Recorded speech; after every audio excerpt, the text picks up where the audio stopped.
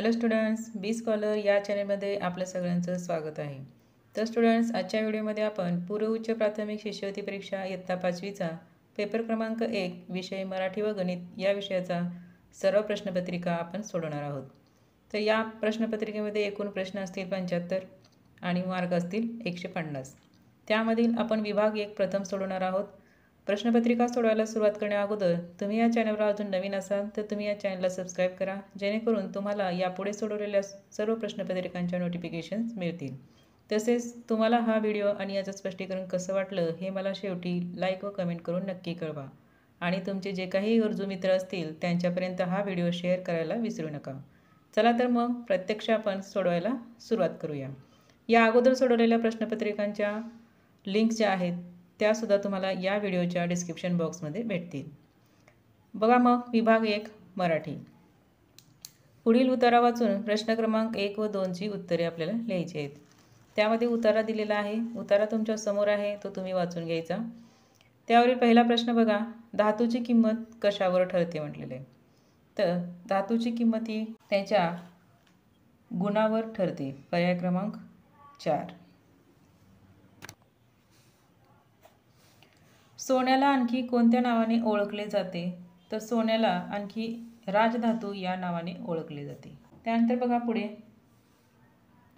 खालील वाक्यातील सर्वनाम आपल्याला ओळखायचं आहे. यामधील सर्वनाम आहे आपण. पर्याय क्रमांक 1. दुसऱ्याच्या भानगडीत टिंबटिंब चांगले नाही. दुसऱ्याच्या भानगडीत नाक खुपसणे चांगले नाही. पर्याय क्रमांक 4 हा वाक्प्रचार या ठिकाणी येईल. निर्वस्त्रणा या शब्दाच्या विरुद्ध शब्दाचा शब्द शोधायचा आपल्याला. तर या शब्दाचा विरुद्धार्थी शब्द आहे तो म्हणजे स्तुती. चटई या शब्दाचे अनेकवचनी रूप कोणते आहे? तर चटईचा अनेकवचनी रूप आहे चटया. इथं जोडलेलं आहे परंतु चटया अशा पद्धतीने ती लिहिलं जातं. पर्याय क्रमांक 4. खालील चौकोनात दडलेली म्हण कोणती आहे ते आपल्याला शोधायचे.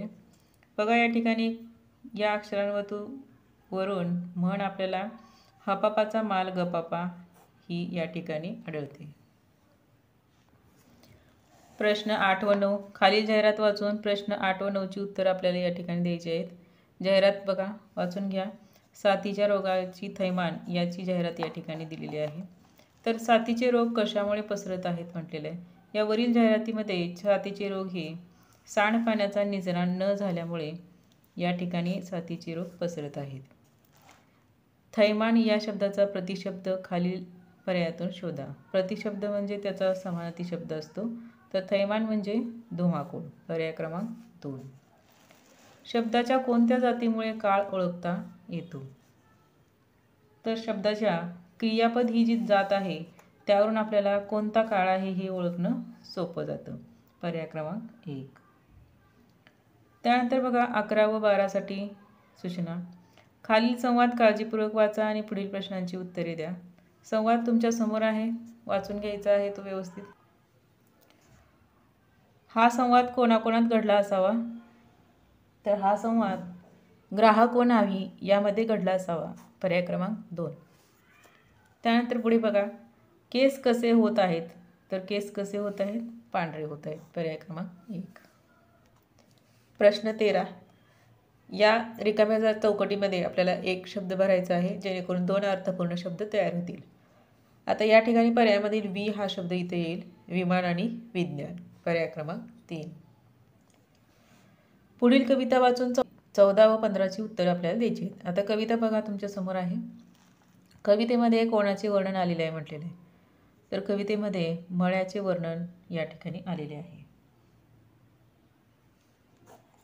या कवितेचे कवी कोण आहेत? इथं या ठिकाणी आपल्याला कवितेच्या शेवटी कवी दिलेले आहे सावतामाळी. तर त्याचं आहे उत्तर पर्याय क्रमांक 3. त्यानंतर बघा पुढे, वाक्याच्या शेवटी येणारे विरामचिन्ह आपल्याला ओळखायचं आहे. तू तिथे का गेला होतास? या ठिकाणी आपल्याला प्रश्न विचारलेला आहे. का हा प्रश्नार्थक शब्द आहे म्हणून या ठिकाणी आपलं उत्तर असेल पर्याय क्रमांक 1 प्रश्नार्थक चिन्ह. वाघाची टिंबटिंब ऐकताच सगळी वानरे झाडावर चढून बसली. तर वाघाची काय असते? डरकाळी असते. पर्याय क्रमांक 4. त्यानंतर बघा 18, योग्य विधेय ओळखा. सोन गुरुजींच्या गोष्टी टिंबटिंब. सोनच्या ऐवजी इथं साने गुरुजी पाहिजे होतं, तर साने गुरुजींच्या गोष्टी या मुलांना खूप आवडतात. पर्याय क्रमांक 2. खालील शब्दातील जोडशब्द ओळखा. यामधील जोडशब्द आहे आगळा वेगळा. पर्याय क्रमांक 2. ऑडिओ या शब्दाचा पर्यायी मराठी शब्द कोणता आहे? तर ऑडिओ म्हणजे काय? ध्वनी. पर्याय क्रमांक 2. त्यानंतर केवळ शाब्दिक वाचन.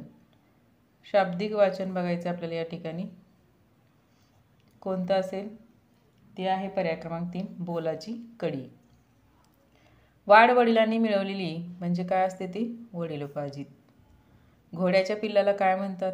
तर घोड्याच्या पिल्लाला शिंगरू असं म्हटलं जातं. गाढवाच्या पिल्लाला सुद्धा शिंगरूच म्हटलं जातं. खालीलपैकी रवींद्रनाथ टागोर यांना योग्य संबोधन कोणते आहे? तर रवींद्रनाथ टागोर यांना गुरुदेव या ठिकाणी संबोधलं जायचं. पर्याय क्रमांक 3. उंटांचा काय असतो? तर उंटाचा या ठिकाणी तांडा असतो. पर्याय क्रमांक 3.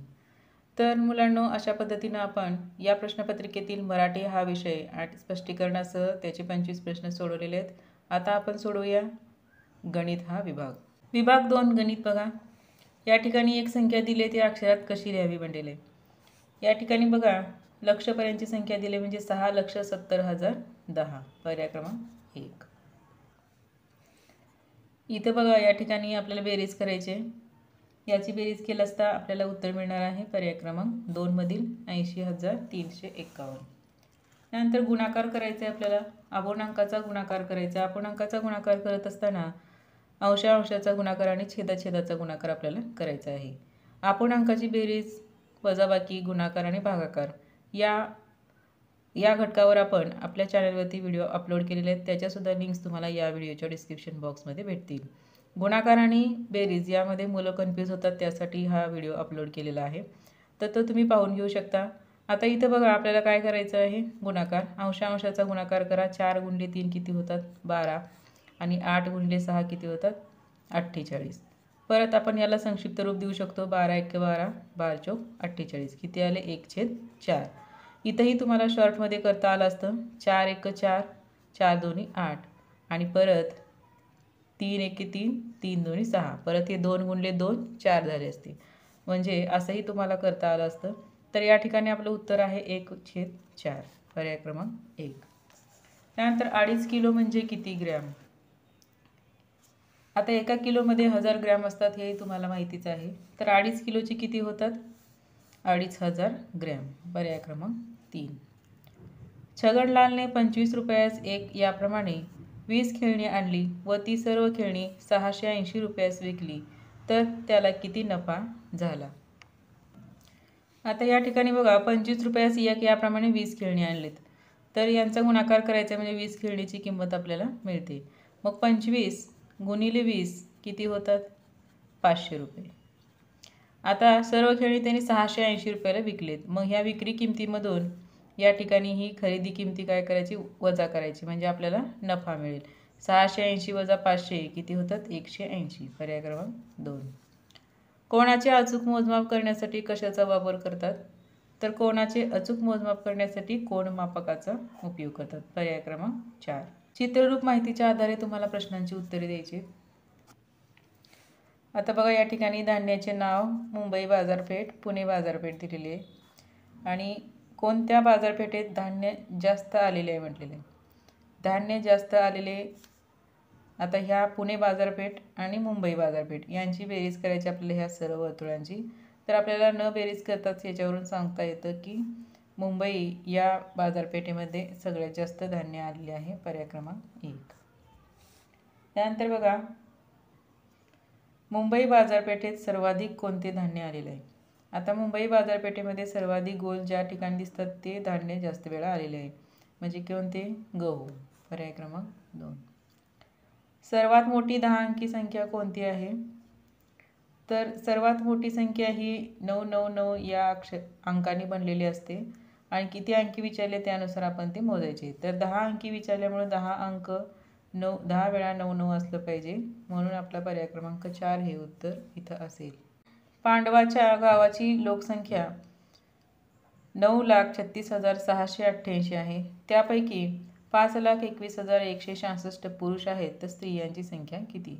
अगदी सोपं उदाहरण या ठिकाणी विचारलेलं आहे. एकूण लोकसंख्या दिलेली आहे, त्यामधून पुरुषांची संख्या वजा करायची, आपल्याला स्त्रियांची संख्या मिळते. तर या दोघांची वजाबाकी केली असता आपल्याला करेक्ट उत्तर मिळते, ते म्हणजे पर्याय क्रमांक 2.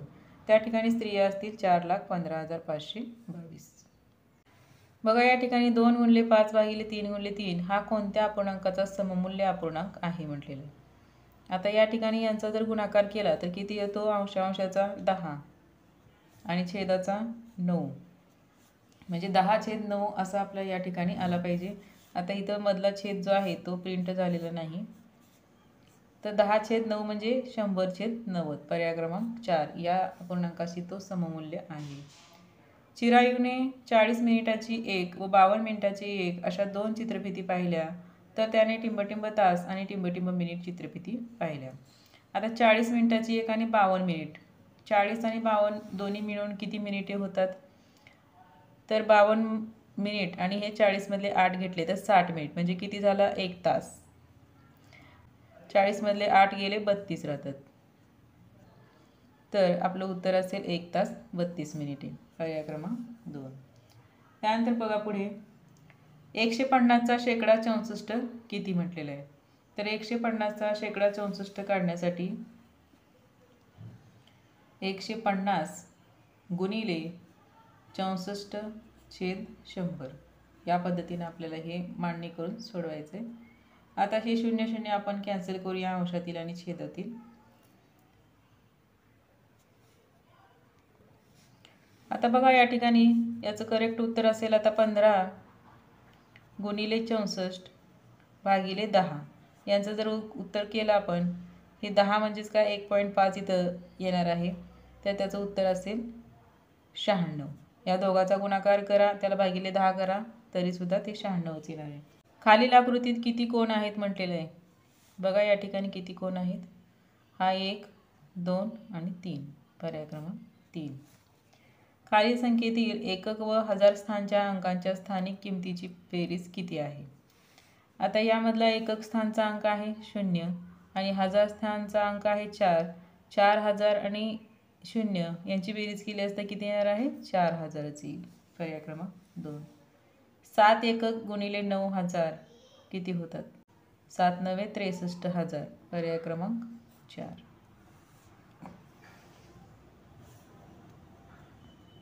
खालीलपैकी कोणता पूर्णांकयुक्त अपूर्णांक नाही म्हटलेला आहे. यामधले पूर्णांकयुक्त अपूर्णांक नसलेला आहे तो म्हणजे पर्याय क्रमांक 2, 2/94. 2021 वर्षात फेब्रुवारी महिन्यात किती दिवस असतील? 2021 हे लीप वर्ष नसल्यामुळे ते सामान्य वर्ष आहे, म्हणून फेब्रुवारी महिन्यामध्ये त्या ठिकाणी 28 दिवस असतील. पर्याय क्रमांक 1. त्यानंतर 10,1020 रुपये दराने 2000 रुपयांचे एका वर्षाचे सरळ व्याज किती रुपये होईल? सरळ व्याज काढायचं आहे, त्या ठिकाणी सूत्र वापरायचं आहे आपल्याला सरळ व्याजचं. तुम्हाला माहितीच असेल सरळ व्याज म्हणजे काय? मुद्दल गुणिले दर गुणिले काळ भागिले 100. तर त्यामध्ये आपण किमती ठेवायचं आहे आणि सोडवायला सुरुवात करायची. बघा आता मुद्दल किती दिलेले आहे? 2000. दर आहे 20 आणि काळ आहे 1 वर्ष भागिले 100. 2 शून्य कॅन्सल करूया आपण. तर 20 गुणिले 20 किती होतात? 400. तर आपलं उत्तर असेल 400 रुपये त्या ठिकाणी त्या पैशावरती व्याज असेल. पर्याय क्रमांक 4. बी केंद्र असलेल्या वर्तुळाला किती व्यास असतील म्हटलेलं आहे.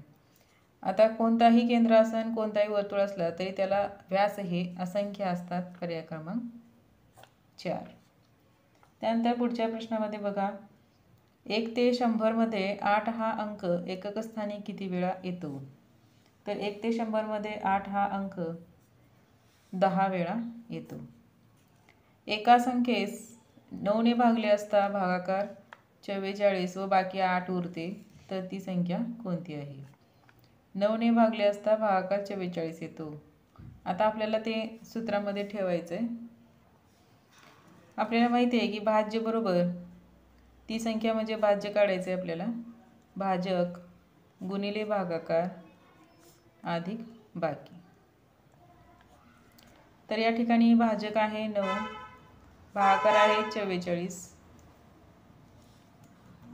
आणि बाकी आहे 8. तर यांचा गुणाकार येतो 396 अधिक 8 बरोबर किती होतात 404. पर्याय क्रमांक बघा, पर्याय क्रमांक आहे 3. त्यानंतर 10 पैसे रुपयामध्ये कसे लिहावे म्हटलेले आहे. आता 10 पैसे 100च्या पटीत लिहिल्यानंतर ते 0.10 रुपये या पद्धतीनं लिहिलं जातं. पर्याय क्रमांक 2. या ठिकाणी हा प्रश्न चुकीचा वाटतोय, संदिग्ध आहे की 4 डझन कागद म्हणजे किती रिम कागद. आपण पुढचा प्रश्न घेऊया. बाबूलालने 12 रुपयास एक याप्रमाणे 60 चॉकलेट्स वाटल्यामुळे त्याला 180 रुपये तोटा झाला. तर चॉकलेटची खरेदी किंमत किती आहे. 12 रुपयेच एक याप्रमाणे 60 चॉकलेट्स त्यांनी वाटले तर किती होतात यांचे बघा. 60 गुणिले 12, 12 संग 72 म्हणजे 720 रुपयाचे चॉकलेट त्यांनी वाटलेले आहेत आणि 180 रुपये तोटा झालेला आहे. बघा या ठिकाणी 720 रुपयामध्ये आपल्याला हे 180 तोटा झालेला अधिक करावं लागेल. किती होतात 900. मग आपले चॉकलेट किती होते 60. मग ह्या 900ला आपण 60ने भागूया म्हणजे आपल्याला एका चॉकलेटची खरेदी किंमत मिळेल. ही 12 रुपये ही किंमत तोटा होऊन झालेली किंमत आहे म्हणजे 12पेक्षा जास्त आपली खरेदी किंमत असणार आहे. म्हणून आपण 90 भागिले 6 किती होतात 15. पर्याय क्रमांक 2 म्हणजे चॉकलेटची खरेदी किंमत किती होती 15 रुपये. एका चौरसाची परिमिती 64 मीटर असल्यास त्याच्या बाजूची लांबी किती आहे. तर परिमिती म्हणजे काय, सर्व बाजूंची बेरीज असते. मग परिमिती 64 आहे तर त्याला चौरसाचे किती बाजू असतात 4, म्हणून 64 भागिले आपण 4 केलं तर आपल्याला उत्तर मिळणार आहे. तर किती येईल 16. पर्याय क्रमांक 1. 5, 1, 4, 2, 3, 6 या संख्यांचा एकदाच वापर करून 5 अंकी लहानात लहान संख्या तयार करा. आता लहानात लहान आणि मोठ्यात मोठी संख्या तयार करण्यासाठी एक ट्रिक्स आहे. ज्यावेळेस तुम्हाला लहानात लहान संख्या विचारलेली असेल त्यावेळेस लहान संख्येपासून मोठ्या संख्येपर्यंत म्हणजे चढत्या क्रमाने संख्या लिहायच्या आणि ज्यावेळेस मोठ्यात मोठी संख्या विचारली असेल त्यावेळेस उतरत्या क्रमाने संख्या लिहायच्या. आता इथं दिलेले 6 अंक, तुम्हाला लिहायचे 5 अंक. मग 5 अंकी लहानात लहान संख्या लिहिण्यासाठी आपल्याला या ठिकाणी आता आपण 1 पासून सुरुवात करूया. 1, 2, 3, 4, 5 ही 5 अंकी विचारले म्हणून आपण 5 अंकी लिहायचे म्हणून आपलं उत्तर असेल पर्याय क्रमांक 1. त्यानंतर बघा m गुणिले 9 बरोबर 45 तर m बरोबर किती. आता हा गुणिले 9 आहे mला, तो इकडं येऊन काय होणार भागिले म्हणजे 45 भागिले 9 किती होतात 5. पर्याय क्रमांक 3 म्हणजे mची किंमत किती झाली 5. 2 मीटर आणि 70 सेंटीमीटर कापड बरोबर किती मीटर होणार आहे तर 2.70. पर्याय क्रमांक 1. अपूर्वाकडे 20, 10, 5 रुपयांच्या समान नोटा आहेत व त्यांची किंमत 420 रुपये असल्यास एकूण नोटा किती आहेत. तर या ठिकाणी 20, 10 आणि 5च्या समान नोटा म्हणजे 12-12 नोटा असतील. मग प्रत्येकीच्या 12-12 नोटा किती होतात 36 नोटा. तर एकूण नोटा किती झाल्या 36. त्यानंतर मंगतरामकडे 25% किमतीची पेढे आहेत, त्याची एकूण किंमत 1250 रुपये आहे तर 50% बर्फीची किंमत किती आहे.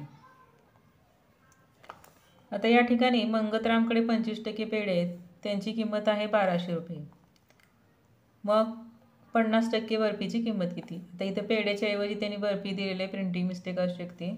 मग 25चे दुप्पट टक्के झालेत 50 म्हणून या 1250चे दुप्पट किती होते 2500 रुपये. पर्याय क्रमांक 4. त्यानंतर बघा पुढील आकृतीचे क्षेत्रफळ किती आहे म्हटलेलं आहे. सर्व चौरसांची लांबी जी आहे ती 3-3 सेंटीमीटर आहे म्हणजे ही 3 अशा पद्धतीनं दिलेली आहे. मग एक चौरस आपण काढून घेऊया. त्यानंतर एकूण चौरस किती आहे ते मोजा आणि गुणाकार करायचा. एका चौरसाचं क्षेत्रफळ किती येईल 3चा वर्ग म्हणजे बाजूचा वर्ग. 3चा वर्ग किती असतो 9. मग असे चौरस किती आहेत 1, 2, 3, 4, 5, 6 म्हणजे 9 गुणिले 6 करायचं. 9 सक्क किती होतं 54 म्हणजे या पूर्ण आकृतीचं क्षेत्रफळ किती आहे 54 चौरस सेंटीमीटर. खालीलपैकी त्रिकोणी संख्या कोणती आहे म्हटलेलं आहे. आता या ठिकाणी 4, 10, 14 आणि 6 दिलेलं आहे. यामध्ये 2 त्रिकोणी संख्या आहेत, एक 6 आहे आणि 10 आहे आणि ऑप्शन आपल्याला 2 दिलेले आहेत. त्यामुळे मग असं विचारायचं असेल त्यांना की लहान किंवा मोठी त्रिकोणी संख्या यामधली कोणती आहे, त्यानुसार आपण आन्सर चूज करू शकतो. आता आपण सध्या इथं 3 आणि 4 दोन्ही पर्यायाला राईट करूया. खालीलपैकी कोणत्या संख्येस 9ने भाग जातो पर्याय क्रमांक 2 मधील संख्येला भाग जातो 90,927. त्यानंतर बघा या ठिकाणी अपूर्णांकाचा परत गुणाकार आलेला आहे.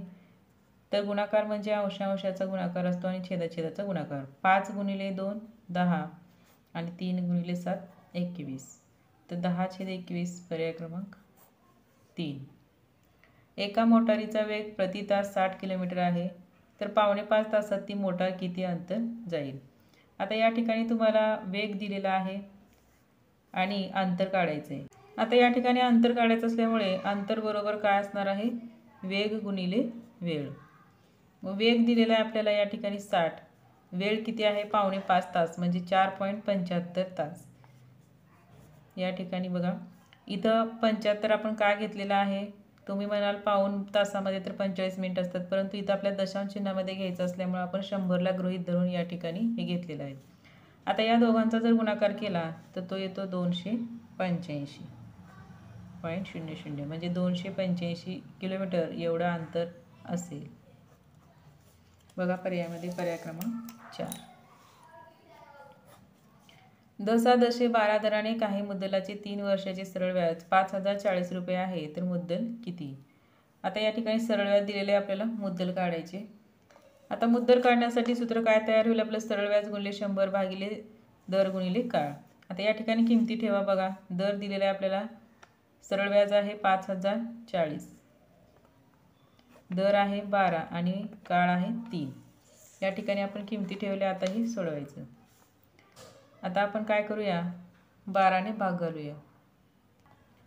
आता 12ने जर आपण 5,040ला भाग घातला तर 12 चोक 48, 12 24, 12 म्हणजे 420 गुणिले 100 भागिले 3. परत 3ने आपण भागू शकतो याला. 3 1 3, 3 चोक 12, किती झाले 140 गुणिले 100 बरोबर किती 14,000. म्हणजे किती होते त्या ठिकाणी मुद्दल 14,000 रुपये. बघा पर्यायामध्ये पर्याय क्रमांक 1. खालील आकृती दुमडून घन तयार केल्यास सीच्या अक्षराच्या पृष्ठभागाच्या विरुद्ध बाजूला अक्षर कोणते म्हणले. विरुद्ध बाजूला म्हणजे ते शेजारी नसणार आहे.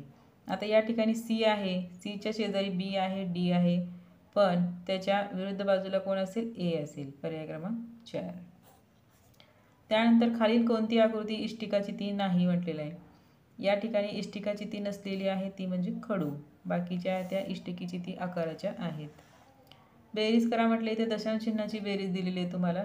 तर यांची बेरीज केली असता आपल्याला उत्तर मिळणार आहे ते म्हणजे पर्याय क्रमांक 3. त्यानंतर झेंडूची 1 किलो फुले 30 रुपयांना मिळतात. 1 किलो फुलांमध्ये 5 हार तयार होतात. झेंडूच्या 6 किलो फुलांचे हार करून प्रत्येकी 10 रुपयाचे विकल्यानंतर किती नफा मिळेल. आता 1 किलो फुले आपल्याला 30 रुपयाला मिळालेत आणि 1 किलोमध्ये 5 हार झालेत आणि 6 किलो फुलांचे आपण हार करून 10 रुपयाला एक विकला. आता इथं 1 किलोमध्ये 5 हार, तर 6 किलोमध्ये किती होतात, 6 गुणिले 5 बरोबर 30 हार होतात या ठिकाणी. मग 30 हारांचे 10 रुपयाने किती होतात, 30 गुणिले 10 बरोबर 300 रुपये होतात. 300 रुपये ही काय झाली आपली विक्री किंमत झाली. मग खरेदी किंमत काय होईल, तर फुले कितीला आणली होती 30 रुपये किलोने. मग 6 किलोचे किती होतात, 6 गुणिले 30 6 18 180 होतात. म्हणून आपण काय करायचं 380 करायचं. मग ते आपलं उत्तर असेल.